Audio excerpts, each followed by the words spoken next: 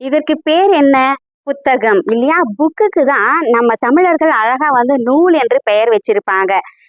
ஊசியின் காதின் வழியாக நூல் நுழைந்தால் கிழிந்து போன ஆடைகளை தைக்க உதவும். அதுவே நம்ம காதின் வழியாக நல்ல நல்ல நூல்கள் வந்து போனாக்கா கிழிந்து போன நம்மளுடைய மனசை தைக்க இந்த நூலால முடியும் அப்படின்னு சொல்லிட்டு ரொம்ப அழகா வந்து சொல்லியிருப்பாங்க. எல்லோருமே வந்து பார்த்தீங்கன்னா புக்கை வந்து காசு கொடுத்து வாங்குறதில்ல. அதனுடைய அச்சுக்கும் அதனுடைய காகிதத்துக்கு மட்டும்தான் நம்ம வந்து கொடுத்து வாங்குவோமே தவிர அதில் உள்ள அந்த சிந்தனைக்கு யாருமே நம்ம வந்து காசு கொடுத்து வாங்குறது கிடையாதுங்க. அதனால தான் நம்ம தமிழர்கள் அழகாக வந்து சொல்லியிருப்பாங்க நூல் அப்படின்னு சொல்லிட்டு. ஸோ ஒரு புக்கு 100 நண்பர்களுக்கு வந்து ஈக்குவல் அப்படின்னு சொல்லியிருப்பாங்க.